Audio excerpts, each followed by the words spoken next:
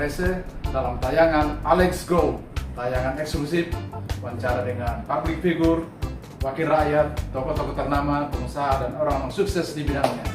Sore hari ini saya kedatangan tamu, saya menghadirkan sosok yang sangat familiar di Manado, seorang politisi muda, Ketua DPC Partai Gerindra, Ibu Mona Klo. Apa kabar Ibu Mona?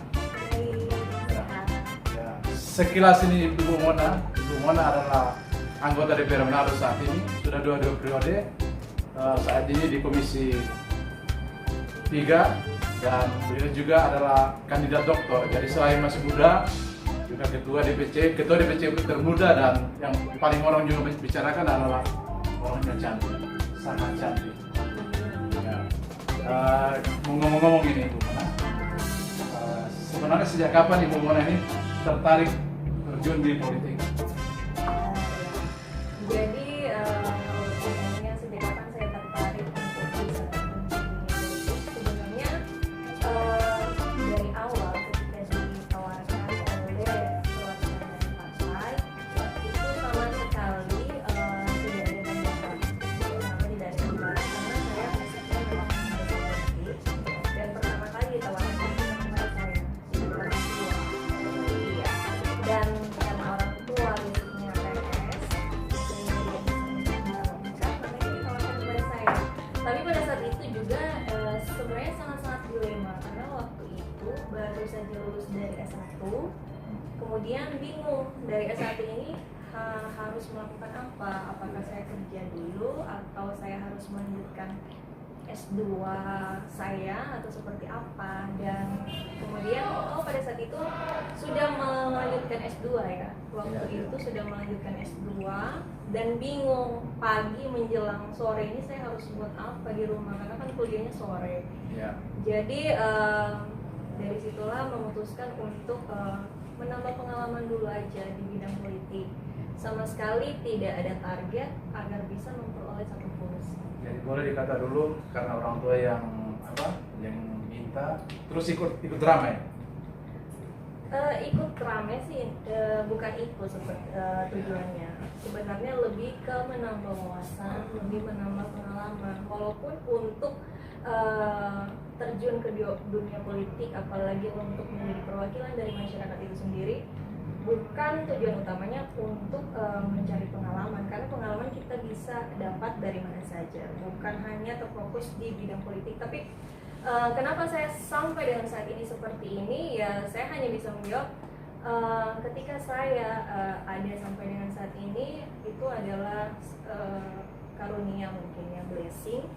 Dan kenapa saya sampai seperti ini itu karena mungkin proses kehidupan yang harus saya jalani. Ya. Ini sudah sekitar 7 tahun karena sudah di periode ya, dan Iya. karena konsistensi Ibu Mona di DPR juga membuat selain apa juga melihat kandidat doktor, kemudian konsistensi di partai, dan sekarang jadi dapat kepercayaan dari DPP untuk menjadi ketua DPC Gerindra Manado. Pernah membayangkan akan menjadi ketua partai, salah satu partai besar di Manado? Sama sekali juga tidak pernah memikirkan akan terjadi seperti itu. Jadi dalam hidup sih secara garis besar saya sesuai dengan pengalaman yang saya dapatkan sampai dengan saat ini, segala sesuatu saya biarkan mengalir saja. Tidak harus saya mempunyai target-target khusus untuk hal-hal yang menurut orang lain penting. Kenapa saya katakan demikian? Ketika mencalonkan sebagai anggota dewan, tentunya ada target. Saya harus mendapatkan kursi. Ketika sudah duduk di lembaga legislatif, kebanyakan orang berpikir saya harus punya target juga, entah itu menjadi ketua fraksi, entah itu mendapatkan jatah pimpinan di tiap komisi, atau jabatan-jabatan strategis lain. Tapi kalau dari saya pribadi, saya hanya mengikuti alur saja, seperti apa saya akan dibawa nantinya itu urusan yang mau kuasa. Jadi ketika saya dipercayakan juga, jawabannya juga sama. Ini bukan karena saya yang ingin, saya yang mau, tapi karena memang partai mempercayakan saya. Jadi tidak pernah lobby seperti yang dilakukan politis lain ya? Tidak sih. Karena orang bilang Masuk. pertimbangannya DPP itu Masuk. memberikan mandat ke Ibu Mona karena pertama memang sudah matang, Apa itu? Ya.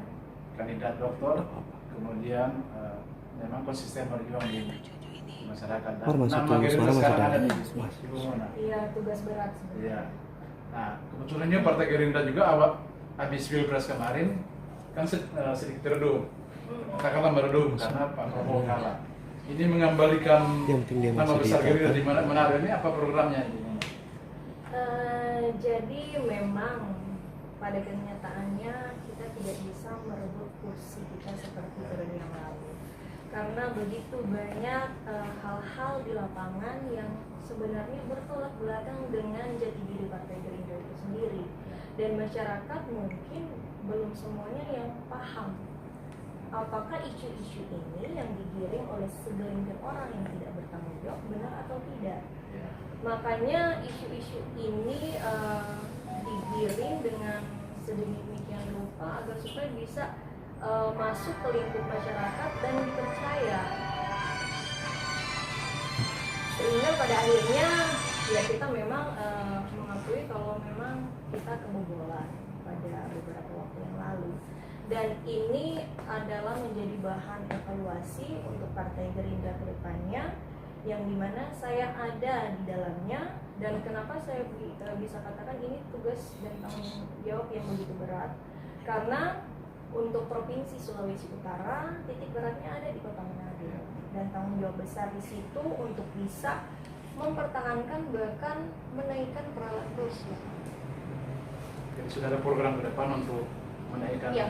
penghormat Program ke depan tentunya setelah pelantikan pergantian ini kita benahi struktur dulu. Iya. Kemudian karena saya milenial, saya memaksimalkan segenap potensi yang ada, segenap media yang ada. Karena pada saat ini masyarakat bahkan milenials itu harusnya lebih concern lagi kepada teknologi-teknologi yang ada. Bukan hanya milenials, tapi kita bisa lihat bersama bahwa generasi-generasi sebelum generasi milenials maupun generasi Z ini sudah paham terhadap teknologi-teknologi yang masuk kepada kita. Ada begitu banyak media sosial yang bisa kita manfaatkan, tapi bukan cuma itu saja yang harus kita pikirkan, tapi bagaimana caranya kita harus lebih giat lagi turun ke lapangan, memperkenalkan Partai Gerindra ini seperti apa dengan program-program yang ada. Misalnya kita harus berbaur dengan masyarakat, kita bantu program ini sesuai dengan kebutuhan mereka. Di event-event tertentu kita harus mengupayakan agar supaya masyarakat menyadari bahwa oh Partai Gerindra ini ada bersama-sama dengan masyarakat dalam keadaan apapun. Mantap. Kebetulan juga kan masih yang seperti yang kita katakan tadi kan masih namanya masih agak apa ini Gerindra kan masih dianggap ya redup, kemudian ada yang seperti Bu Mona tadi ada isu yang dikembangkan lebih mengarah ke isu syarat. Iya. Padahal pengurusnya di sini kan mayoritas seperti yang atau lokal. Nah sudah kembali seperti semula kayak ini keadaan setelah Ibu Mona yang jadi ketua.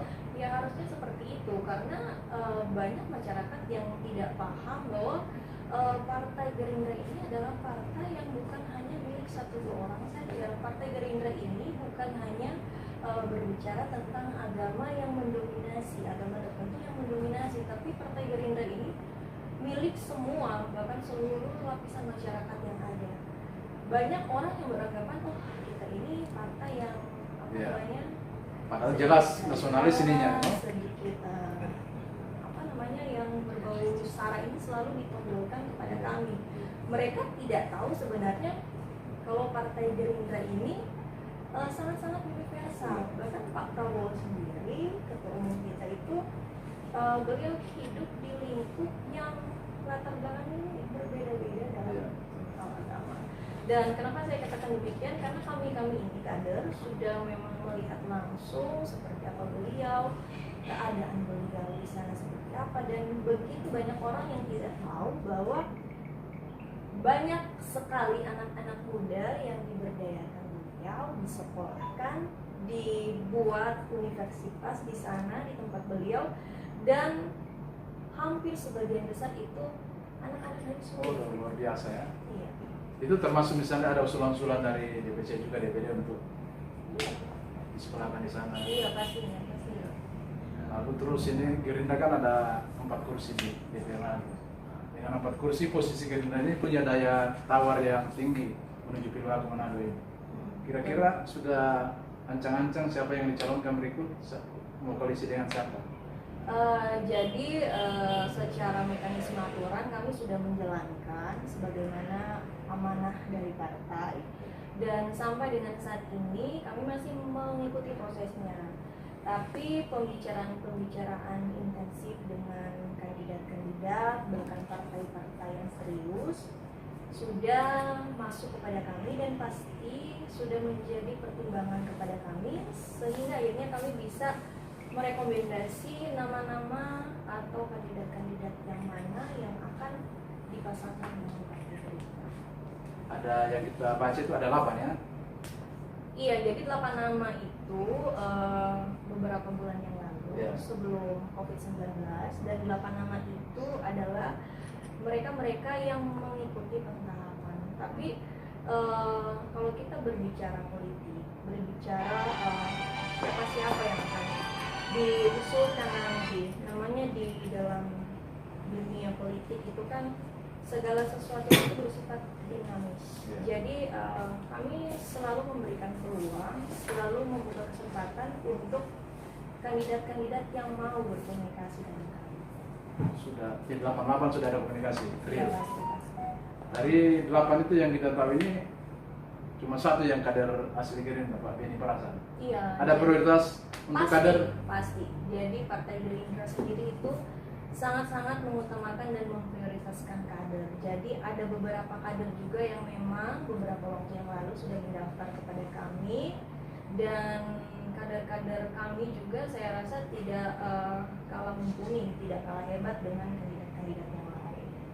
Kalau misalnya nantinya mengambil dari di luar Gerindra, apa syarat yang diajukan Gerindra untuk bisa maju melalui kendaraan Partai Gerindra? Jadi pada dasarnya untuk bisa sama-sama dengan kami seperti layaknya memilih pasangan ya. Ya. Mungkin secara teori atau aturan yang baku tidak sampai juga kita mengkonkretkan harus seperti apa pasangan kita kelak. Yang pasti kita harus mempunyai visi misi yang sama, tujuan yang sama untuk depannya seperti apa. Kalau mau memang berjalan bersama, beriringan dengan Partai Gerindra, tentunya kita tidak hanya membicarakan apa yang terjadi hari ini, tapi kita juga harus membicarakan, harus memfokuskan program-program dan kegiatan kita untuk kedepannya seperti apa. 5 tahun depan akan pembangunan Manado akan sangat tergantung kepada top eksekutifnya. Iya, benar. Nah, itu berarti Gerindra juga harus merebut top Iya. eksekutif. Ada program yang akan disodorkan Gerindra untuk top eksekutif? Iya, pasti. Jadi saya selalu membuka komunikasi dengan kandidat-kandidat, tidak hanya secara informal, tapi saya lebih suka secara formal, secara garis besar kita sampaikan poin-poin apa. Kalau boleh juga kita masing-masing ada fakta integritas dan kita maunya seperti apa, kemudian partai-partai atau kandidat yang lain maunya seperti apa, agar supaya ada komunikasi dua arah. Tapi kembali lagi yang memutuskan ini adalah DPP. Jadi tugas kita mendengarkan apa yang menjadi permintaan atau masukan mereka, kemudian kami teruskan ke pimpinan pusat seperti itu. Jadi tetap nanti putusan akhir dari DPP. Iya.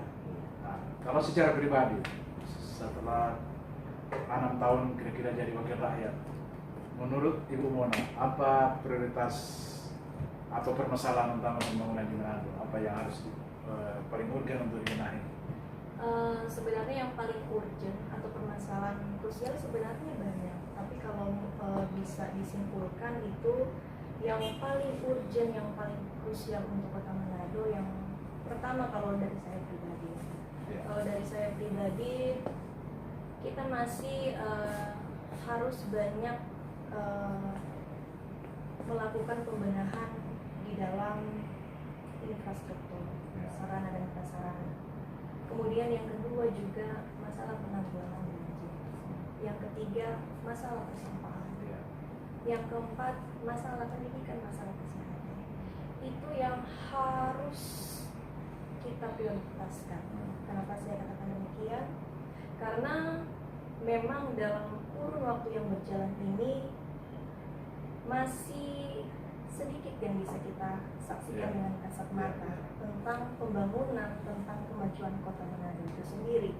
Karena apa? Karena infrastruktur bukan saya katakan tidak baik untuk Kota Manado. Mungkin program-program dari pemerintah yang sekarang ini sudah sangat hebat, sudah sangat luar biasa. Tapi harus juga kami bertanya, apakah program yang cerdas ini realisasinya di lapangan cerdas juga atau seperti apa? Karena sampai dengan hari ini masih banyak sekali drainase yang bermasalah, masih banyak sekali jalan-jalan yang rusak, masih banyak sekali permasalahan air bersih di daerah-daerah tertentu yang kurang bisa diprioritaskan oleh pemerintah. Padahal Manado ini bukan hanya di pusat kota. Manado ini masih ada penduduk-penduduk yang ada di bagian terluar kota Manado yang masih masuk di wilayah Manado. Masih banyak wilayah-wilayah perbatasan dengan kabupaten kota yang lain yang menurut saya masih luput dari jangkauan pemerintah. Kenapa hari ini masyarakat Kota Manado masih membuang hajat di hutan? Adakah penduduk kota yang harus merasakan hal itu? Itu di mana itu? Adalah ya. Karena kan saya sudah beberapa tahun, sudah beberapa kali ke lokasi tersebut, dan sangat-sangat disayangkan sekali anggota DPRD yang menjadi bulan-bulanan masyarakat. Karena kenapa aspirasi tidak bisa didengarkan? Nah, makanya selalu saya kritisi bahwa kegiatan reses, musrembang ini asalnya dari masyarakat yang mengusulkan. Kenapa di penjabaran APBD tidak sesuai atau hanya sedikit dari usulan-usulan dari masyarakat? Padahal usulan-usulan dari masyarakat, saya lihat anggarannya juga tidak besar-besar amat dibandingkan dengan master plan untuk penutupan TPA yang sampai 10 juta, kemudian pembangunan bus park, Menara Wilin dan lain-lain sebagainya yang anggarannya luar biasa wah, tapi impactnya ke masyarakat ini apa? Kan begitu. Jadi itu baru satu dinas yang saya kritisi kan, infrastruktur. Belum lagi masalah persampahan. Apa yang terjadi dalam kurun waktu berjalan ini selama beberapa tahun? Ya kita anggaplah kongko-kongko di rumah kopi.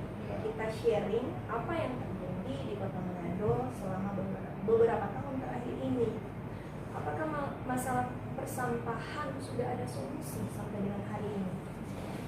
Karena memang saya tinggal di tempat itu dan pengolahan persampahan di Kota Manado itu masih keliru dibandingkan dengan kota-kota besar lain. Payung hukum juga yang mengatur. Sebenarnya pengolahan persampahan tidak seperti yang sekarang ini, tidak hanya dibuang-buang begitu saja, tapi harus dikelola dengan sedemikian rupa agar supaya masyarakat yang ada di seputaran tempat pembuangan sampah tidak terkena dampak yang negatif. Dan hari ini banyak pemblokiran oleh masyarakat setempat karena efek dari tempat sampah yang memang sudah tidak ada solusi untuk masyarakat ini akan dibawa kemana, itu masih menjadi pertanyaan besar di masyarakat yang bermukim di sana. Tapi memang saya dengar sudah ada solusi bahwa akan ditutup dan akan dipindah. Ya secepatnya lah dipindah seperti itu. Ya katanya kenalannya itu karena sampah-sampah di Manado kan buangan dari beberapa kabupaten lain. Terus belum ada TP yang representatif, jadi mesti ada kerjasama dengan beberapa daerah. Dalam hal ini harus melalui pemerintah provinsi. Begitu kan? Karena itu selalu alasan yang saya ketahui. Iya, alasan ini sudah dari tahun berapa? Kan ini urgent di masyarakat. Jangan hanya kita membuat perencanaan atau proyek-proyek lain yang sebenarnya tidak menyangkut langsung kepada masyarakat, tapi masalah PHK ini menyangkut hajat hidup masyarakat di sana. Covid itu tidak menyeramkan menurut saya. Yang menyeramkan itu masyarakat di sana yang sudah tidak bisa menerima akses air bersih karena sudah tercemar oleh lindi.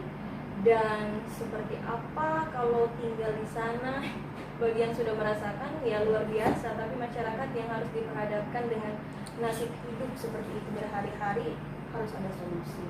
Itu selama Ibu Mona sangat konsen di situ ya. Karena memang kita lihat beberapa pemberitaan itu Ibu Mona terus menggenjot ini masalah permasalahan. Karena memang betul ya Ibu Mona, masalah sampah ini kan kewibawaan kota juga, kewibawaan masyarakat Manado. Orang lain yang datang kalau lihat Manado, kota kotor, aksesnya juga kan dari iya, pasti kan tidak enak. Tidak elok. Ya, tidak elok. Nah, itu. Terus 4 permasalahan pokok yang Ibu Mona sampaikan tadi memang menyangkut hajat hidup orang banyak dan itu sangat betul. Nah dengan demikian Ibu Mona sangat tahu masalah Kota Manado. Apakah misalnya dengan kondisi begini, terus nantinya DPP misalnya melihat, wah Ibu Mona ternyata sangat tahu ini kondisi Manado, layak jadi wakil wali kota. Mau nggak misalnya DPP yang paksa? Jadi kalau memang diputuskan seperti itu, kami sebagai kader itu tidak boleh menolak. Karena kalau berbicara partai Gerindra, maka itu adalah perintah penunjukan langsung dari ketua umum, penunjukan langsung dari pusat. Dan kalau memang seperti itu, kami harus melakukan tugas dan tanggung jawab itu. Walaupun memang dari hati kecil, dari hati nurani, umur saya belum sampai di situ sebenarnya. Wah sudah sampai tadi kalau mendengar itu. Kejelasan nanti juga orang kata, wah ya bakal ngambil orang kandidat doktor. Pemikirannya sudah visioner, jauh ke depan. Lalu orang ini bicara seringkali masalah COVID, pandemi. Ya. Penanganan COVID di Manado dalam pengamatan itu gimana? Penanganan COVID di Manado. Ya. Bohong juga kalau saya mengatakan sudah baik sekali. Karena kita sudah memasuki masa pandemi ini kurang lebih berapa bulan ya, 4 bulan. Dari masalah penyaluran sembako dan lain sebagainya yang masih menjadi problematika di masyarakat, itu sudah tidak perlu saya bahas lagi karena sudah selesai tahapan itu.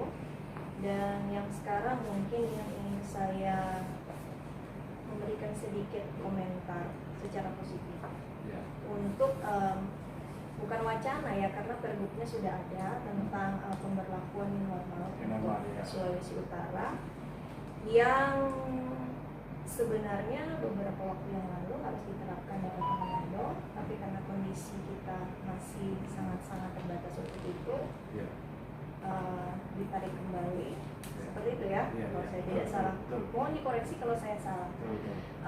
Sebelum adanya penerapan new normal di Kota Manado, saya sudah sempat juga mengusulkan kepada Pak Wali Kota. Saya juga mempertanyakan, Pak, kita penduduk Kota Manado yang jumlahnya kurang lebih 450.000 sampai 500.000 ya kalau tidak salah, dibandingkan dengan penduduk Yogyakarta yang kapasitasnya 1 juta sekian, mereka pasien COVID-nya kurang lebih 200 jiwa. Nah, apa yang terjadi di Kota Manado sangat-sangat signifikan perbedaannya. Apakah bisa diterapkan new normal, sedangkan pada saat ini peningkatan untuk pasien COVID ini melonjak drastis seperti itu. Dan yang kedua yang saya pertanyakan, ketika adanya wacana ini untuk memberlakukan new normal ini, apakah pemerintah sudah siap untuk memfasilitasi itu? Bukan hanya berbicara sudah siap untuk membuka mall atau pusat perbelanjaan, tapi masih banyak sendi-sendi atau titik-titik lokasi yang bersentuhan dengan pekerjaan atau profesi masyarakat ini, apakah fasilitas mereka sudah menunjang? Kan masih banyak di luar mall, pusat perbelanjaan, pasar dan lain-lain. Kan kalau memang harus dibuka atau diberlakukan normal, harus semuanya dong, ya kan? Karena banyak juga mungkin ada potensi-potensi wisata atau tempat-tempat destinasi yang harus diterapkan juga. Apakah berlaku untuk semua atau hanya untuk pusat-pusat perbelanjaan? Karyawan yang menggantungkan nasibnya bukan hanya bekerja di mal-mal besar atau pertokoan-pertokoan lainnya, tapi begitu banyak di tempat-tempat lain yang mungkin masih luput dari kacamata pemerintah. Dan ini yang harus kita kritisi bersama. Apabila ada pemberlakuan ini, maka harus diberlakukan sama rata kepada seluruh masyarakat Kota Manado. Dan ketika sudah siap dengan wacana ini, penerapan melalui fasilitas-fasilitas yang ada ini harus bisa baik juga untuk menunjang aktivitas dan kinerja kita sehari-hari. Karena yang saya lihat juga belum 100% siap untuk memperlakukan penerapan ini untuk sekarang. Tapi terakhir itu kan Manado dari zona merah kembali ke zona oranye. Katanya sudah ada penurunan yang signifikan. Jadi mungkin itu bisa jadi pertimbangan nanti mau dibuka tempat-tempat seperti ini dibuka. Karena kebetulan tadi juga saya ngomong-ngomong dengan Pak David, pengelola servis, juga menjerit ini. Ada berapa pengusaha juga menjerit. Sementara jadi ada kecemburuan juga sebenarnya. Ada misalnya rumah kopi sudah lama buka, tapi tempat hiburan, tempat yang lainnya sama-sama tempat rumah berkumpulnya orang. Iya. Bagaimana ya? Pada akhirnya sih kalau saya melihatnya pemerintah sudah luar biasa concern terhadap penanggulangan COVID-19. Pada akhirnya dikembalikan lagi kepada masyarakat. Masyarakat yang harus pintar-pintar melihat kondisi dari fisik mereka pribadi. Kalau ada yang merasa sudah lanjut usia, sudah berumur 60 tahun ke atas, kalau ada yang merasa tidak fit, kalau ada yang merasa ada penyakit bawaan, kalau ada yang merasa imunitasnya terganggu, maka jangan kemana-mana, harus tetap di rumah. Seperti itu. Jadi pemerintah sudah melakukan apapun yang bisa mereka lakukan, tinggal dari masyarakat itu sendiri. Kita sadar tidak dengan visi kita seperti apa. Ketika kita punya kesadaran akan hal itu, maka saya rasa juga akan sangat-sangat membantu untuk bisa menekan angka dari penyebaran COVID-19. Kita juga berharap COVID-19 akan cepat berlalu, apalagi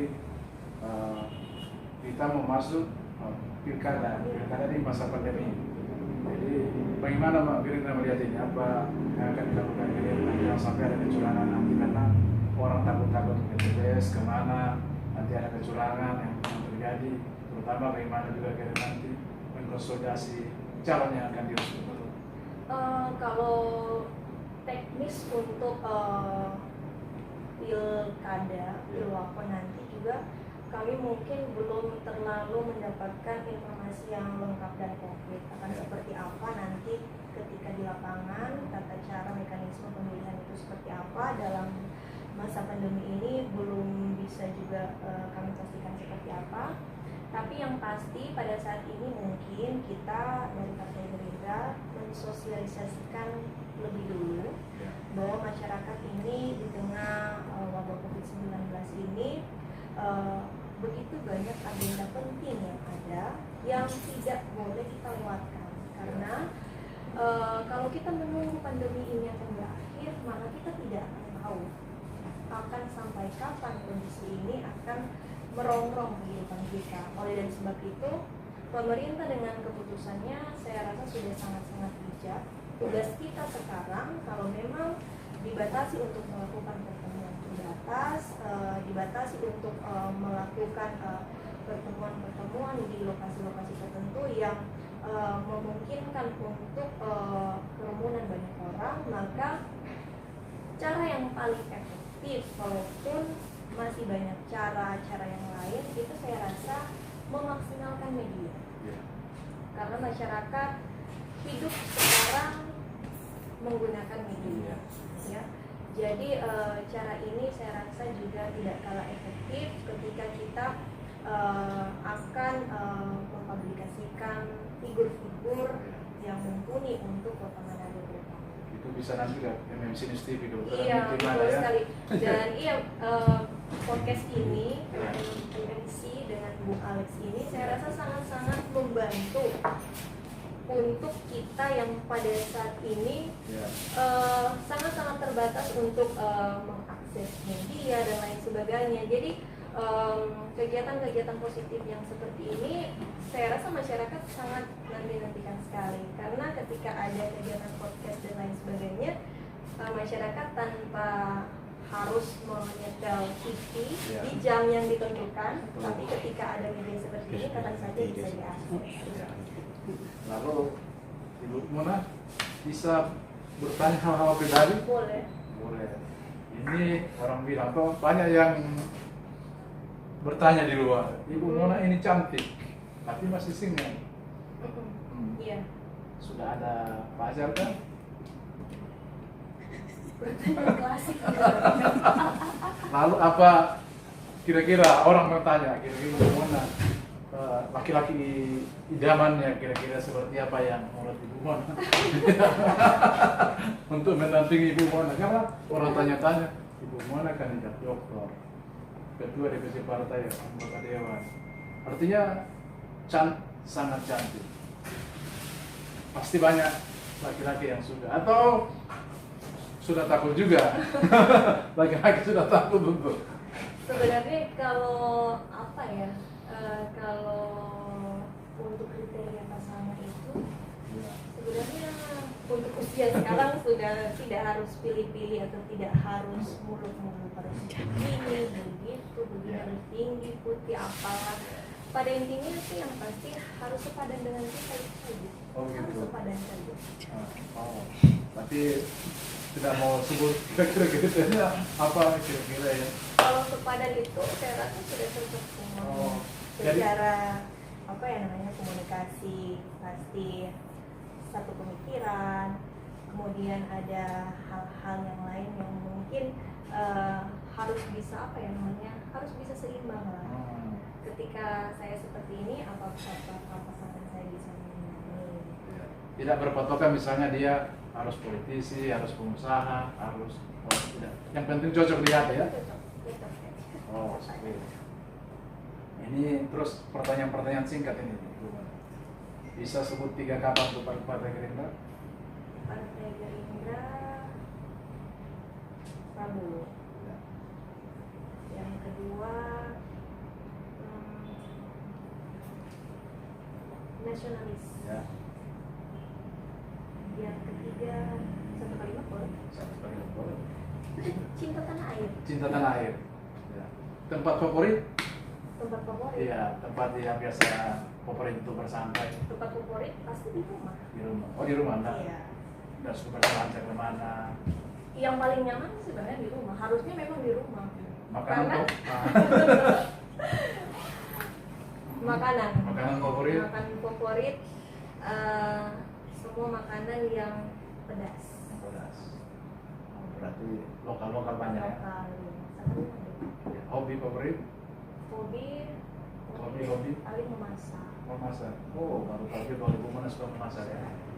Idola atau apa yang di Toko yang diidolakan. Toko yang diidolakan itu harus toko yang kita kenal. Tapi kalau toko yang saya kenal secara pribadi, seluk-beluknya saya tahu tidak ada. Jadi toko yang saya idolakan paling keluarga. Keluarga. Papa. Iya.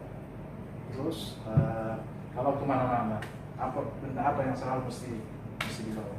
Dompet atau apa? Yang pasti Handphone. Iya. Tidak boleh ketinggalan ya. Handphone ya. Iya. Gitu. Yang terakhir, pesan-pesan untuk perempuan, untuk kalangan milenial yang ingin terjun di politik, karena seringkali politik itu diintikan kotor, wanita susah beradaptasi, kalangan milenial tidak tahu apa-apa. Apa pesan-pesannya? Untuk teman-teman muda, untuk generasi milenial maupun untuk perempuan-perempuan yang ingin terjun ke dunia politik, yang pertama kita harus punya niat yang kuat. Kenapa saya katakan niat yang kuat?